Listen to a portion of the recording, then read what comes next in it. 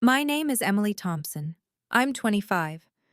It was 7:22 p.m. on a Friday in March, my birthday, and I was sitting at a table inside Betty's diner with red and gold balloons tied to the chair behind me, a slice of chocolate cake with one unlit candle in the center, and my adoptive mother's voice cutting through the noise of 47 people eating their dinner. Honestly, Emily, Karen said, loud enough that the couple at the next table glanced over. We only kept you because the tax situation made it work for us. She said it the way someone announces a weather forecast, not cruel in tone, just flat, final, like she was reading a line off a form she'd filled out decades ago and was now just confirming the data for the record. My fork was in my hand. I remember that detail specifically, the weight of it, the cool metal against my palm. I set it down on the edge of my plate very slowly because my hand had started to shake, and I didn't want anyone to see it rattle against the ceramic. My father, Robert, didn't contradict her. He reached for his glass of sweet tea, took a long sip, and looked at the window. Megan, my cousin, who had just spent the past 20 minutes explaining why she needed the garage apartment I'd been living in for the past 4 years, smiled at her phone under the table. And I sat there, 25 years old, at my own birthday dinner, in the diner where Pastor Mike had baptized his granddaughter the year before, where Betty herself had remembered my name since I was 9, where Lisa, the waitress, had already brought out the cake without being asked, because she'd been doing it every year since I turned 15, and I finally understood something that had been circling me for 25 years, looking for a place to land. I had never been their daughter. I had been their deduction. Before I go on, if stories about standing up for yourself mean something to you, if you've ever sat at a table with people who were supposed to love you and felt completely alone, please hit like and subscribe and tell me in the comments where you're watching from right now. What time is it there? I genuinely want to know, because I spent a long time thinking I was the only one who felt this way. I wasn't. And I don't think you are either. Let me take you back 16 years, to when I was 9 years old, and sitting on the kitchen floor of a house on Clover Mill Road. It was a Tuesday in late October, and the wind outside was doing that thing it does in the Midwest right before the first real cold snap, moving the trees all the way down to their roots, rattling the old storm windows in their frames. The kitchen smelled like burned toast and dish soap, and I was sitting cross-legged on the linoleum with a coloring book I'd found in the bottom of my backpack. Karen was on the phone in the living room. I wasn't supposed to be listening. She's adjusting fine, Karen said. Her voice had that particular softness she used when she was performing, lower than usual, slightly breathless, like she was sharing something precious. We're just so blessed to have her. Robert and I, we always knew we were meant for this. Some people are called to it, you know? I remember pressing my crayon harder against the paper. I'd picked brown for the bear I was coloring, and I was going outside the lines, which I usually didn't do. I didn't know what a tax credit was when I was 9. I didn't know what a deduction was, or an adjusted gross income, or a Form 8839. I just knew that Karen's voice on the phone was different from Karen's voice when she talked to me, and that she smelled like White Diamond's perfume on Sundays, and that she always remembered to smile for the church directory photo, but sometimes forgot to buy my lunch when she remembered to buy everyone else's.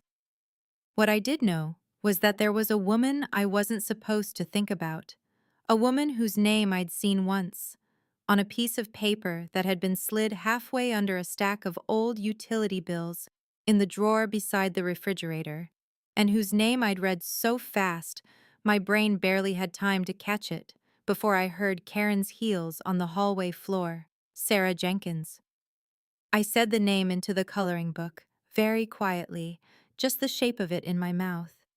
It didn't mean anything to me then. It was just 2 words, but it stayed somewhere underneath everything else for the next 16 years, waiting. Karen appeared in the kitchen doorway, still holding the phone. She looked at me on the floor, and something moved across her face.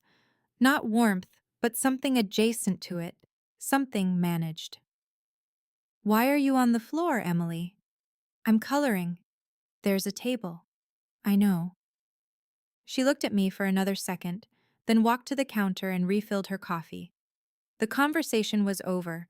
It was always over before it started with Karen. That was one of the first things I learned about her, that she had a way of closing a room down without moving a muscle. I went back to my bear.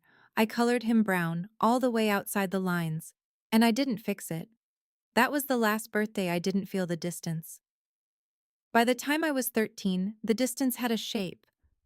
It looked like my cousin Megan's college savings account, which Robert and Karen had started when Megan was born. It looked like the way Karen described Megan at church. Our niece. She's just so gifted, we just love her like our own. And the way she described me. Emily, she's with us. Yes, she keeps us busy. With that small pause before with us. Like she was selecting the most accurate word from a short list. It looked like the Christmas I got a gift card for $25 to a craft store I'd never been to, and Megan got a laptop. It looked like the February I had a fever of 103.4, and Karen told me to drink water and rest, and 3 weeks later took Megan to a specialist in the city for a sinus infection because Megan had always been sensitive. I didn't cry about these things. I logged them. I don't know why. Some part of me that I didn't have a name for yet was keeping records. By the time I was 18 and graduating high school, I knew how to be invisible in a house I lived in. I knew how to take up the minimum amount of space. I knew that the warm version of Karen, the one who appeared for church events and neighborhood dinners, was a costume, and that the version I lived with was what was underneath it. Not cruel exactly, just absent, present in the room, and absent from the relationship. The day I turned 18, Karen sat me down at the kitchen table with a sheet of paper and a pen. "We've been talking," she said, "and we think it makes the most sense for you to pay a small contribution for the apartment over the garage." The garage apartment was a converted storage space. It had a window unit air conditioner that dripped condensation onto the floor, and a shower with water pressure like someone blowing through a straw. I had moved up there the year before because Karen had decided she needed the room I'd been using as a craft room. "What kind of contribution?" I asked. "$400 a month. That's very reasonable." It was $400 a month for a 280 square foot space with a dripping window unit, and I was 18 years old and had $214 in a savings account from 2 summers of babysitting. But I said okay. I always said okay. I got a job at Dr. Miller's veterinary clinic on Sycamore Street. 22 hours a week to start, then full-time after I finished my vet tech certification. I paid the $400. I paid it every single month, on the first, in cash, which Karen preferred because she said she didn't like the fees on Venmo. I was good at my job. Better than good. Dr. Miller used to say I had the rarest skill a vet tech could have. Animals trusted me before I'd done anything to earn it. Dogs that came in shaking and snapping would go still when I put my hand on them. Cats that had scratched 3 other techs let me draw blood without a towel wrap. I could hear a change in an animal's breathing before the monitors registered it. I could feel a fever through fur. I liked it because it was honest work. An animal never pretended to feel something it didn't. I had been paying the $400 for 4 years, $400 for 48 months, which is $19,200 total. When Karen knocked on the door of the garage apartment on a Thursday evening in January and told me the rate was going to $850. "Megan's between situations," Karen said. She was wearing her good cardigan, the blue one with the pearl buttons, which meant she'd planned what she was going to say. "She needs somewhere stable while she sorts things out. We thought maybe you two could share the space." I looked at the 280 square foot room behind me, at the twin bed and the single dresser and the desk, where I kept my vet tech manuals and my certification folders. "There's not room for 2 people," I said. "Well," Karen's chin lifted slightly. "That's the situation. If you can't manage the 850, we completely understand, but we'd need the space for Megan. You'd evict me so Megan could have my apartment." "Evict is a strong word. Your family, Emily." She said it the way someone says technically before correcting something they know is wrong. "I'll think about it," I said. Don't take too long. She turned to go down the stairs. Oh, and Robert took you off the health insurance as of February 1st. You're 25 now. Time to be independent. She said independent with a small smile, like it was a gift she was giving me. She was gone before I could respond. I heard her heels on the wooden stairs and then the side door closing, and then I sat down on the edge of my bed and stared at the window unit dripping on the floor and counted to 60 because that was the only thing I knew how to do when the floor dropped out from under me. At 9:47 that night, I called my best friend Priya and told her what happened. She didn't even give you a timeline? Priya said. She said don't take too long. There was a pause. Emily, you need to get out of there. I know. Not just the apartment. All of it. I knew that too. I'd been knowing it for years. Knowing and doing are different countries. And sometimes you need a border to close before you accept that you've been standing on the wrong side of it. That night I applied for a transfer position I'd seen posted 2 weeks earlier. Dr. Singh's clinic in Oak Ridge, 23 miles away. Full-time, with benefits, and a housing relocation stipend for the first 3 months. I hit submit at 11:03 p.m., and then I lay down in my clothes and didn't sleep until almost 4 in the morning. I got the job. Dr. Singh called me 8 days later on a Tuesday afternoon while I was weighing a beagle named Cheddar who kept stepping off the scale. Dr. Miller speaks very highly of you, he said. We'd like you to start March 1st if that works. It worked. The week before I left, I stopped by Betty's diner for coffee the way I did most Friday mornings. Betty was behind the counter. She was always behind the counter, had been for 31 years, a woman in her late 60s with reading glasses on a beaded chain, and a way of paying attention to you that made you feel like you were the only person in the room. You look lighter, she said, sliding my mug across the counter. I'm leaving, I said. She didn't ask where.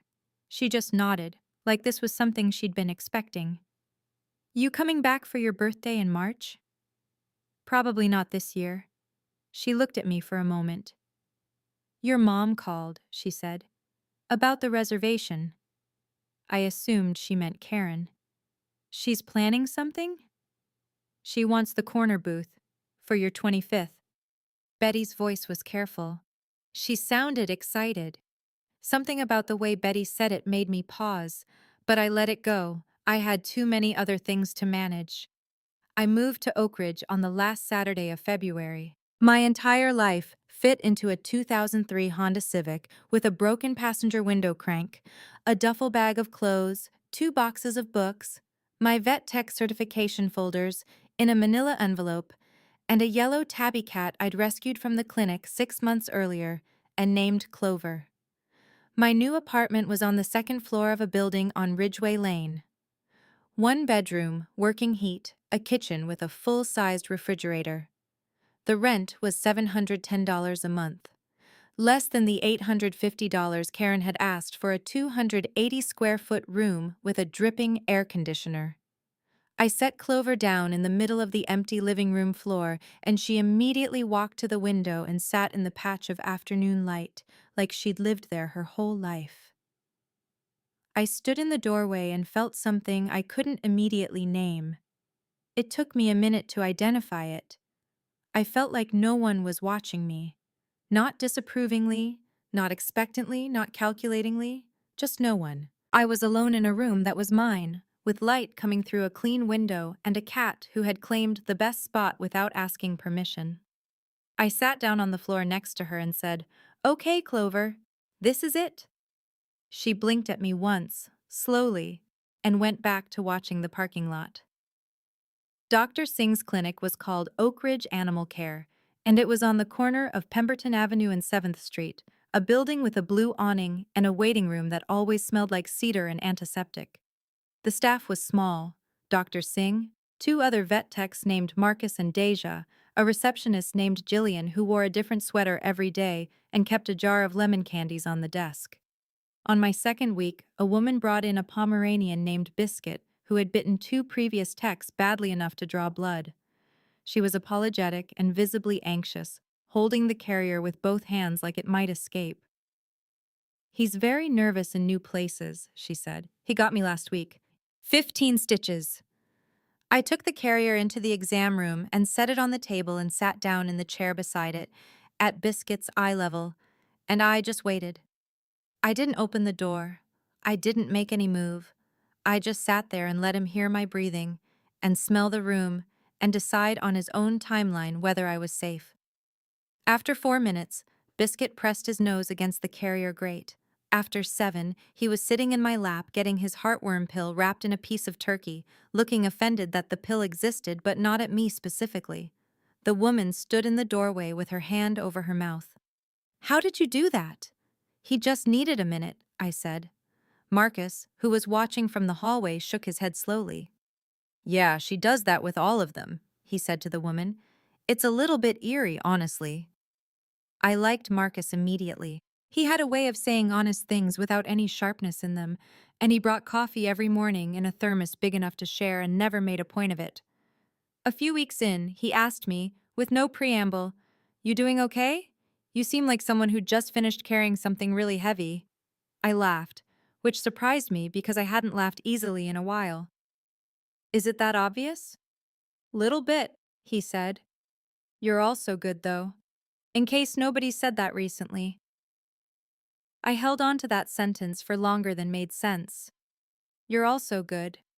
4 words.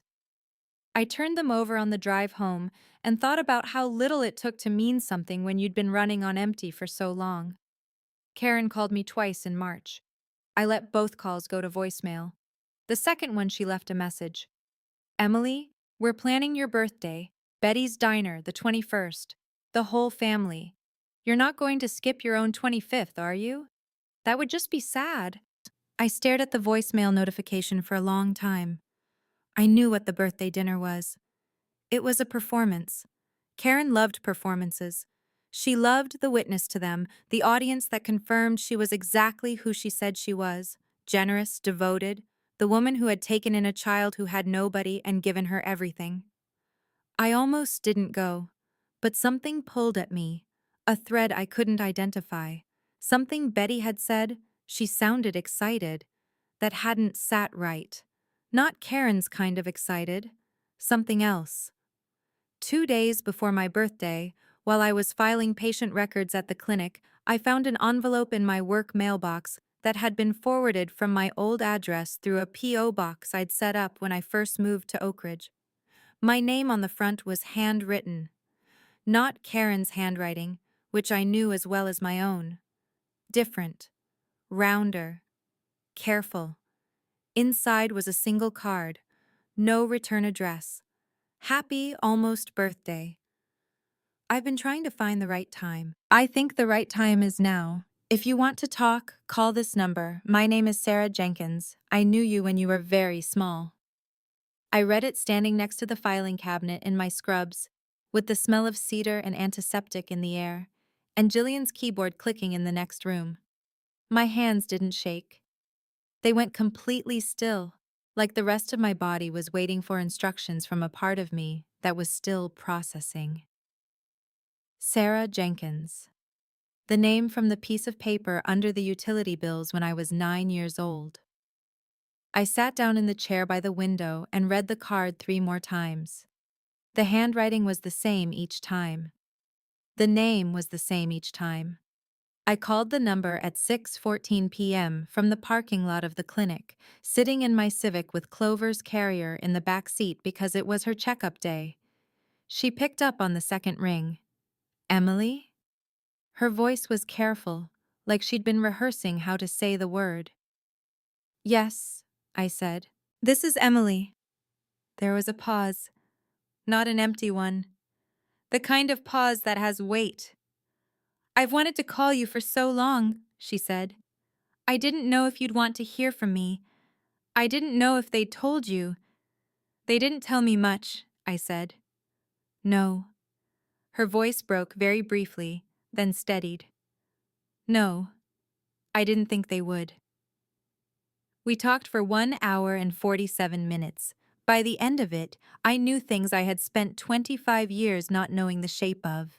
I knew that Sarah Jenkins had been 22 years old when I was born, that she had been in a crisis she had no framework for navigating and had made the decision to place me with a family through a private adoption agency in the city, believing she was giving me something better.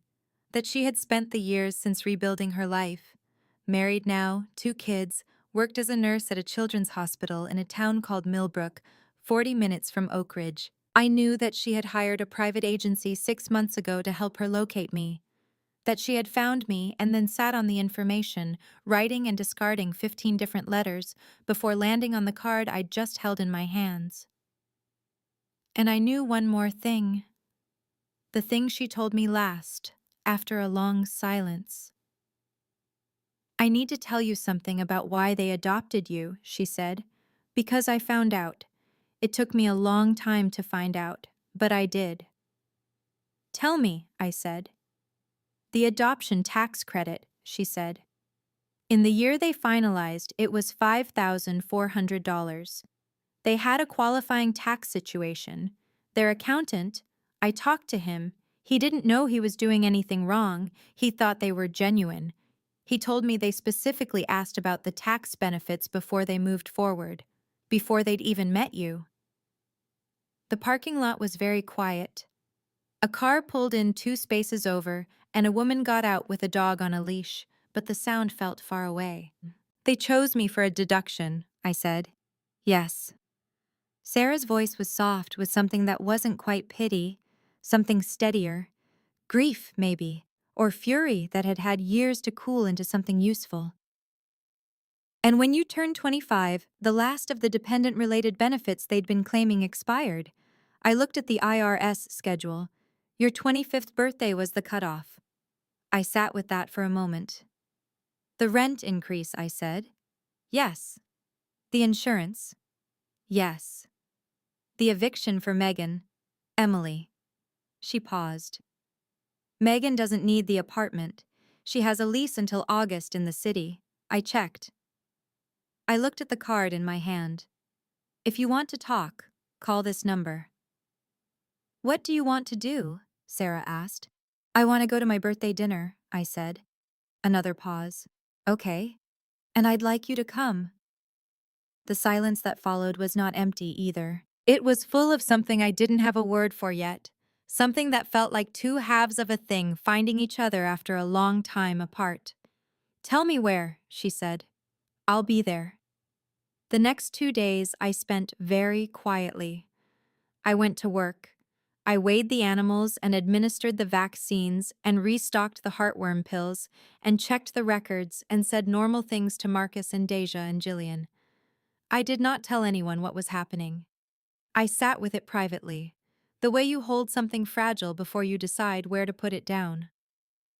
On the evening before my birthday, I drove to the county records office in Millbrook and sat across from a clerk named Daniel, who had a patient face and no apparent opinion about the information I was requesting. I left with 3 documents: a copy of my original birth certificate, which listed Sarah Jenkins as my biological mother and had been sealed at the time of adoption, a court record of the adoption finalization from 25 years ago, and a printout of the adoption tax credit claim Karen and Robert Thompson had filed in the year the adoption was finalized, obtained through a public records request Sarah had already initiated and shared with me. $5,400, filed the same year they brought me home. I also had a DNA test result, one of those at-home kits, taken 3 days after Sarah's call, results expedited. I had driven to the clinic at 6:45 a.m. before anyone arrived and opened the email alone in the empty waiting room under the fluorescent lights. 99.97% probability, first-degree biological relative. I put everything in a manila envelope, sealed it, put it in my bag. Then I went home and fed Clover and made myself eat a bowl of soup and went to bed at 10:15 p.m. I lay there for a while looking at the ceiling and thought about the coloring book and the bear I'd colored outside the lines and the name I'd whispered into the page when I was 9 years old. I thought about the fact that I had paid $19,200 in rent to people who had chosen me from a list of available children because I qualified as a $5,400 deduction. I didn't cry. The tears had already happened in a different season. What I felt instead was something that had no real name, a stillness that had been building for a long time and had finally found its floor. I was ready. Betty's diner on a Friday night in March was exactly what it always was, warm and crowded and slightly too loud, smelling of coffee and fried chicken and the seasonal pie Betty changed every month. March was apple cinnamon. It had always been apple cinnamon. The parking lot was full when I arrived at 6:58 p.m. I sat in my car for 2 minutes with the engine off. Clover was at home. The manila envelope was in my bag. I texted Sarah. "I'm outside, are you ready?" Her reply came immediately. "We're parked on the south side. Whenever you say, I'll signal you," I wrote.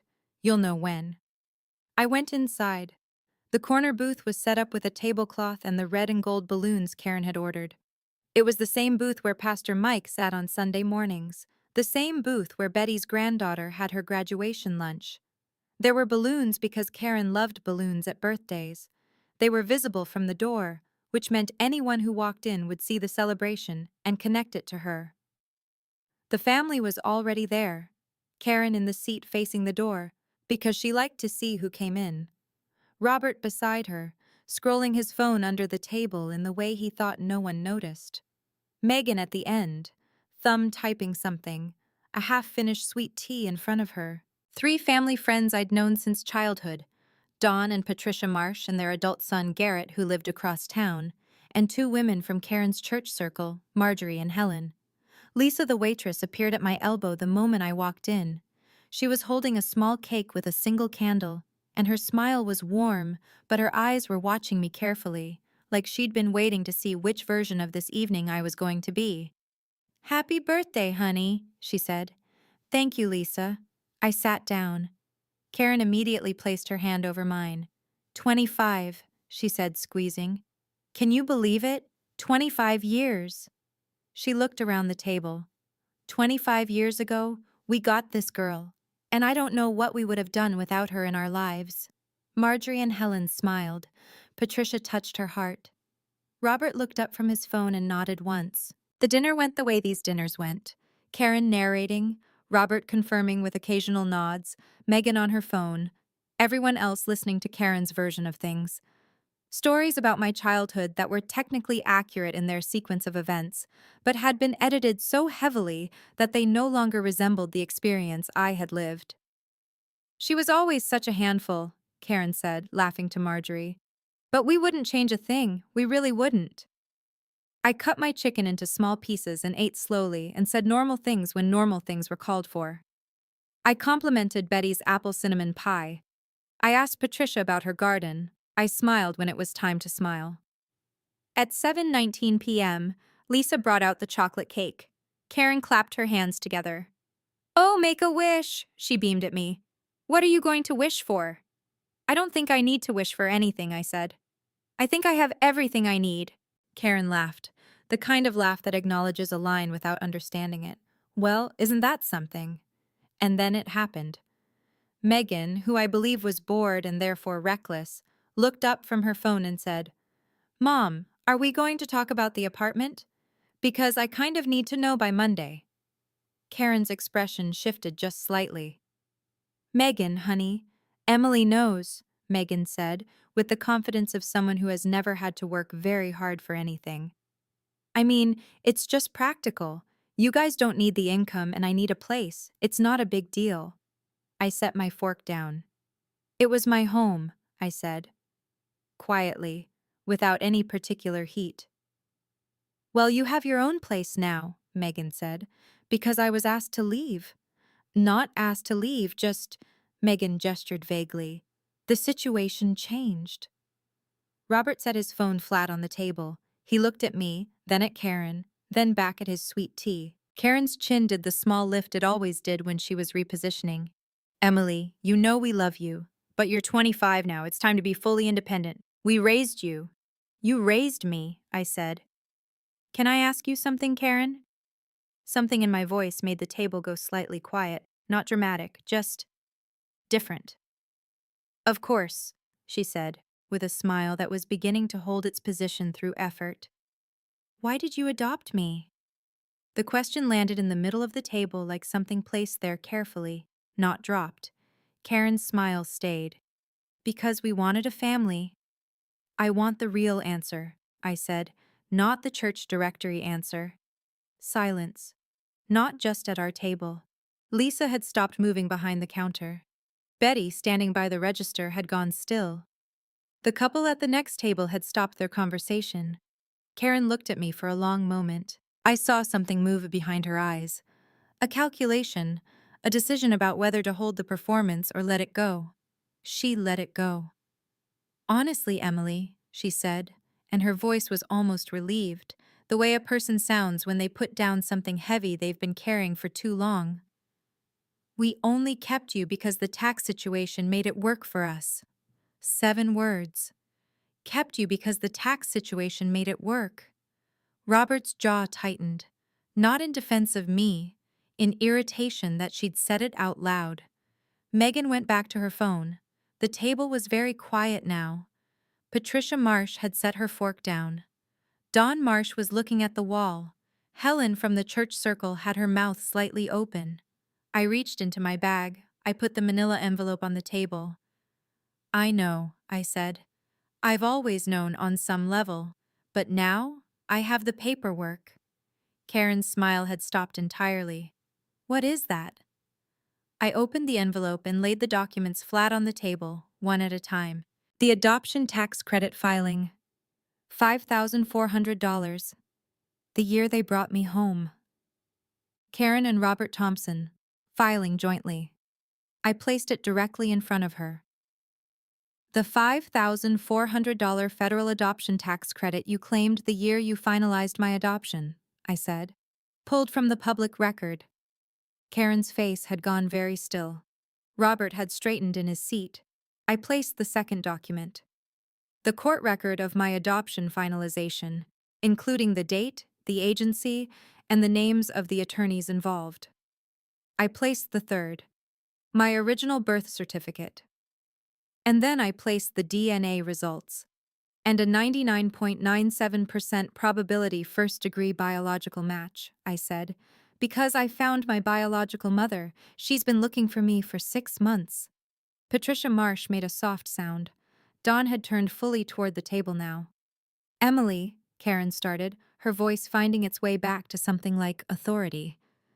This is not the place. You chose the place, I said. Betty's Diner. Friday night. 47 people. I had counted when I came in. You chose it because you like an audience, so do I, tonight. I stood up. Sarah? The door of the diner opened. Sarah Jenkins walked in, and she was not what anyone at that table expected. She was 47 years old, with dark eyes and the kind of stillness that comes from having survived something and come out the other side of it. Beside her were 2 people, Pastor Mike, who had been at Betty's diner that Friday night the same way he was most Friday nights, and Betty herself, who had stepped away from the register and was now standing 3 feet from our table with her reading glasses on her chain and her arms folded. I called them, Betty said to the table, to the room, to whoever needed to know. Sarah called me 2 days ago. I've known Emily since she was 9 years old, and I've watched that child sit at this table and make herself small for 25 years, and I'm not going to do it anymore. Karen turned to Betty. This is none of your business. Karen. Pastor Mike stepped forward. He was a tall man with a quiet way of taking up space that made other people quiet too. He looked at Karen and Robert with the particular expression he used when what needed to be said was not comfortable. I've known your family for a long time, and I've watched Emily her whole life. I think you should let her finish. Karen opened her mouth, closed it. I remained standing. My hands were not shaking. Something in the last several months, the drive to Oak Ridge, the apartment on Ridgeway Lane, the Pomeranian named Biscuit, the envelope in the parking lot, the phone call that had lasted 1 hour and 47 minutes, all of it had been leading to this exact table, and I was not afraid of it. I'm a vet technician, I said. I've been one for 4 years. I worked at Dr. Miller's clinic on Sycamore Street, and I transferred to Dr. Singh's clinic in Oak Ridge in March. I have my certifications in this envelope. I paid $400 a month for 4 years to live in a 280 square foot garage apartment with a broken air conditioner. That's $19,200, for the record. Marjorie's hand was at her mouth. Helen had quietly pushed her chair back an inch. When I turned 25, which happens to be the age at which the last of the tax-related dependent benefits you were eligible for would have expired, you raised my rent to $850, removed me from your health insurance, and created a reason to evict me using my cousin as the justification. I looked at Megan, who was no longer on her phone. Megan has a lease in the city through August, I confirmed it. Megan's face had gone the color of uncooked dough. Robert spoke for the first time. His voice was controlled, low. Emily, you are making very serious accusations. I'm reading documents, I said. The documents make the accusations. I turned to Sarah. She was standing at the edge of the table, and she was looking at me the way someone looks at a person they've been waiting to see for a very long time. There were tears on her face, but she was not falling apart. She was steady. She chose a crisis situation at 22, I said, to the table, to the room, to anyone who needed context. She has spent 25 years trying to find me. She found me 6 months ago. I paused. She's my biological mother, and she's more family to me in 2 weeks than 25 years of tax benefits ever made you. Karen stood up. This is completely inappropriate. Her voice had gone to the other thing, the version without the softness. The register she used when the performance was failing and she needed control back. You are embarrassing this family in public. Karen. Betty stepped forward. Her voice was not loud. It didn't need to be. Sit down. Karen blinked at her. Betty said it again. Sit down. Karen sat down. In the silence that followed, Don Marsh leaned forward and looked at the adoption tax credit document. He read it for a moment. Then he sat back and looked at his wife. Something passed between them that I didn't need to interpret. All this time, Patricia said. Quietly, not to anyone specifically, just out loud into the room. All this time, and it was just... She didn't finish. She didn't need to. Robert had gone still in the particular way of people who have decided the best move is not to move at all. His phone was face down on the table. Megan had picked up her purse and was looking at the door. I picked up my envelope. I tucked the documents back inside, one at a time. I'm not here for an apology, I said. I'm not here to punish anyone. I'm here because I spent 25 years believing that the way you treated me was something I deserved, and I needed to know, in front of people who've known me my whole life, that it wasn't.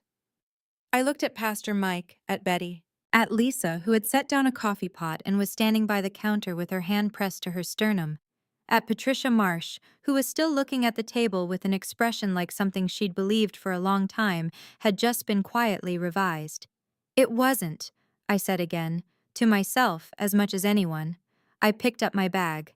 Happy birthday to me, I said. And I walked out of Betty's diner into the cold March air, and Sarah Jenkins walked out beside me. The next morning, I woke up at 7:03 a.m. in my apartment on Ridgeway Lane, with Clover sitting on my chest, regarding me with the serious expression she reserved for moments she deemed important. The light was coming through the windows at a low angle, pale and clean, and I lay there for a few minutes, just feeling the weight of the cat and the quiet of the room. My phone had 19 messages. I read them in order. 3 from Karen, which I didn't open past the preview. 2 from Robert, the first formal, the second less so. 1 from Megan that just said for what it's worth I didn't know about the tax thing, which I believed about 40% of. Patricia Marsh. Emily, I owe you a conversation. Whenever you're ready, if ever. No pressure. Patricia. Pastor Mike. I'm here. Call when you want. Betty. Apple cinnamon is on me whenever you come back. I mean it. Marcus from the clinic. Deja told me something happened at your birthday. I don't know what, but you've got a shift Monday, and we've got coffee. That's all I wanted to say. And Sarah. I know last night was a lot. Whenever you want to talk, I'm here. There's no rush. We have time. I put the phone down and looked at the ceiling and thought, we have time. Those 3 words were not small. They were the opposite of everything the past 25 years had trained me to believe. That time was always running out, that I was always one mistake from losing something, that the love I had access to was conditional on my staying small enough to be useful. We have time. I got up and fed Clover and made coffee and stood by the window in my socks watching the parking lot below, where a sparrow was doing something complicated with a French fry it had found near the dumpster. The weeks that followed were not dramatic. Life rarely resolves dramatically, despite what birthday dinners might suggest.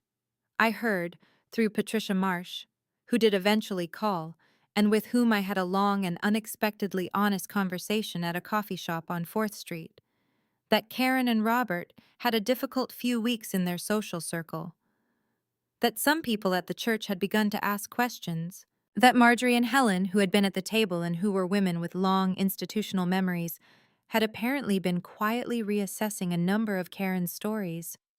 I didn't track it closely. It wasn't mine to track. What happens to people when their public image is asked to match their private behavior is between them and their community. I heard Megan had extended her city lease. Robert, Patricia told me, had not spoken much about what happened. He was a man who had always let Karen do the talking and was now experiencing the particular consequences of that arrangement. I filed a formal complaint with the State Housing Authority regarding the retaliatory rent increase and the removal from my health insurance without proper notice. I wasn't expecting much from it, but I wanted it on record. Some things need to be on record. I met Sarah in Millbrook on a Saturday in April at a diner smaller than Betty's, but with similar coffee. She was already there when I arrived. Same stillness, same dark eyes, a cup in both hands, and a folder on the table that she'd brought but didn't push toward me until I asked. We talked for 3 hours. She told me things I had not known. I told her things she had only guessed at. At some point during the second hour, her younger daughter, who was 11 and had driven over with Sarah's husband and been promised a milkshake, appeared at the table and looked at me with the frank curiosity of children who haven't learned yet that staring is impolite. "You look like Mom," she said. I looked at Sarah. She was smiling, the careful kind, waiting to see how I'd take it. "I guess I do," I said. The girl nodded, satisfied, and went back to her milkshake. By June, I had met Sarah's husband, a steady, quiet man named David, who shook my hand and said he was glad I was here and seemed to mean it simply. I had met the older daughter, who was 16 and deeply unimpressed by everything the way only 16-year-olds can be, which I found enormously charming. I started having Sunday dinners in Millbrook once a month. Not every week. That would be too fast for something that needed to grow at its own pace. But once a month on the second Sunday, I drove the 40 minutes and sat at a table where someone had set a place for me, not because I was useful or a deduction or a story they could tell at church, but because they wanted me there. Clover came twice and terrorized their cat, a senior tabby named Archie, which Sarah found extremely funny for reasons she never fully explained. At work, I was promoted to lead technician in September, which meant I supervised the intake assessments for new patients and trained the vet tech student Dr. Singh took on from the community college program. I was not the dramatic kind of good at my job.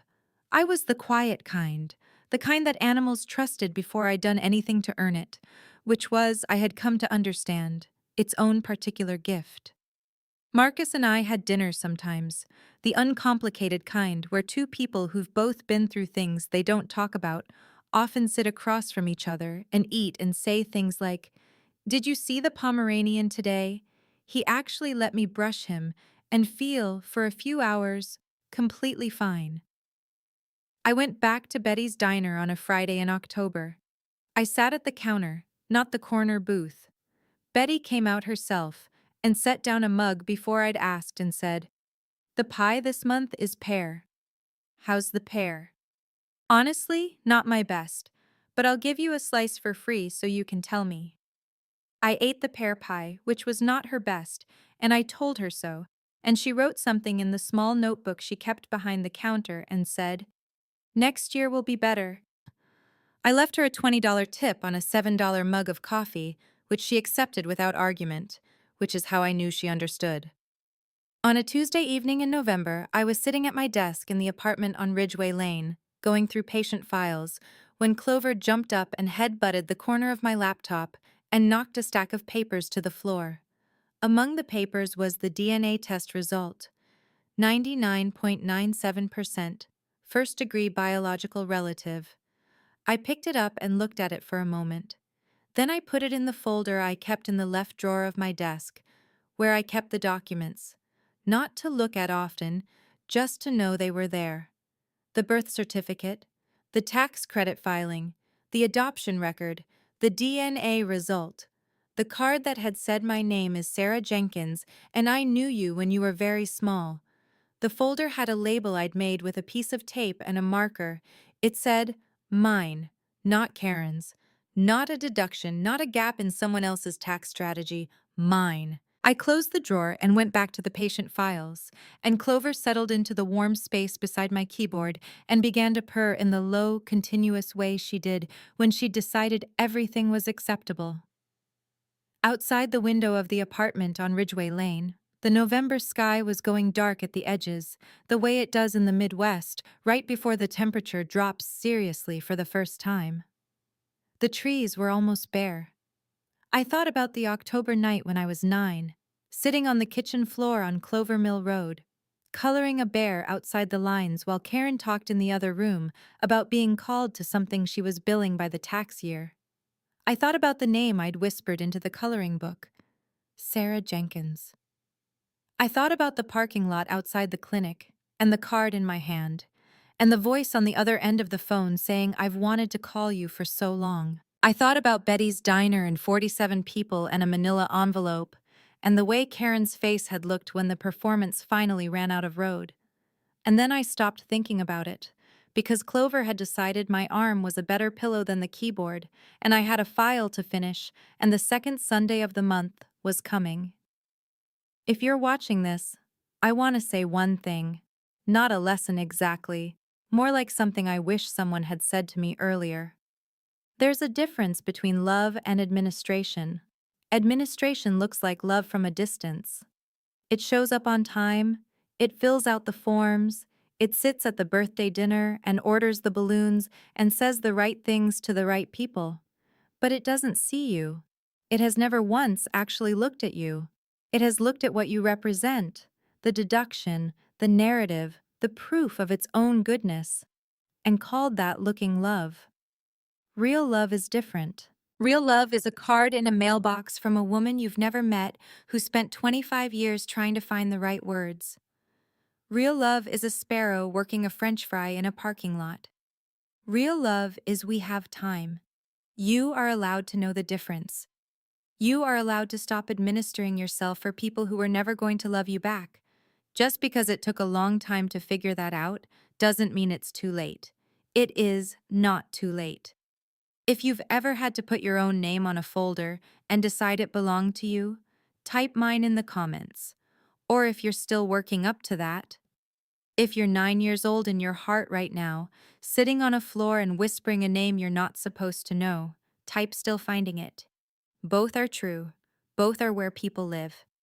If this story meant something to you, check the description. There are more like it. And every single one of them is about a real person who found their floor. Thank you for being here tonight. My name is Emily Thompson. I'm 25, and everything I need, I already have.